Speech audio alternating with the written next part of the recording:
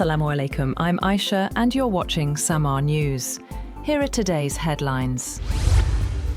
Explosions have been heard in Iran's southern port city of Bandar Abbas and nearby coastal areas. The cause remains unclear, while Iranian media reported that similar sounds were also reported near Sirik and Jask, coastal areas located close to the Strait of Hormuz. Iran's Mehr news agency reported that the situation in Bandar Abbas was under control and that there was no cause for concern. Meanwhile, US Central Command said American forces carried out defensive attacks in southern Iran during the last 24 hours. CENTCOM said the strikes targeted Iranian missile launch sites and Iranian boats that were allegedly attempting to lay mines.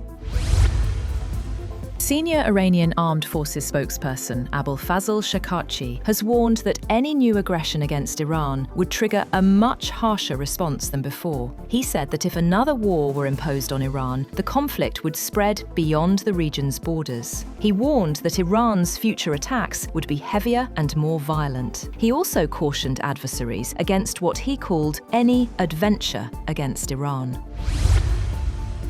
On the other hand, US President Donald Trump has called on Iran to immediately hand over its enriched uranium or destroy it under supervision, placing Tehran's nuclear material at the center of renewed diplomatic pressure. In a message on Truth Social, Trump said Iran's enriched uranium should be immediately turned over to the United States. Trump referred to the enriched uranium as nuclear dust in his statement and said it could preferably be destroyed in cooperation and coordination with Iran.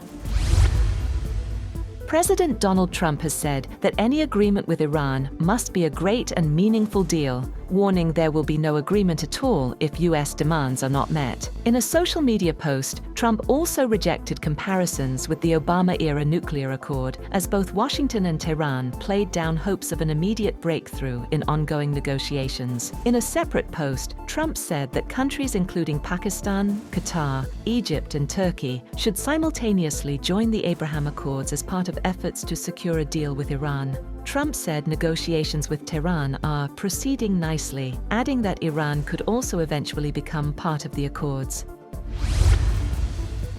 Russia has said that it intends to launch systematic strikes on targets in Kyiv linked to the Ukrainian military, as well as decision-making centers, and urged foreigners to leave, a day after one of its heaviest bombardments of the city since the start of the war. But Ukrainian Foreign Minister Andrei Sybiha urged Kyiv's allies not to give in to Russian blackmail. Russian Foreign Minister Sergei Lavrov told US Secretary of State Marco Rubio the impending strikes were in response to the continuing terrorist attacks by the Kyiv regime against civilians in Russia. At the beginning of the Quad meeting, Indian Foreign Minister S. Jaishankar said Australia, India, Japan and the US need to address connectivity choke points and resource concentration. He said they also needed to address issues like supply chain resilience, manufacturing and resource concentration and gaps in critical infrastructure. The meeting between the country's top diplomats, Australia's Penny Wong, India's Jaishankar, Japan's Toshimitsu Motegi and US Secretary of State Marco Rubio is the third such gathering since September 2024. And North Korea has fired several missiles, including at least one short-range ballistic missile, toward waters off the country's west coast on Tuesday. South Korea's Joint Chiefs of Staff said in a statement the missiles were launched from Cheongju in North Korea's North Pyongan province. It is North Korea's first known missile launch since April 19th, when the country test-fired several short-range ballistic missiles, which it said were equipped with cluster bombs. That's all for now. For more updates, visit www.samaa.tv. Thank you for watching SAMAA News.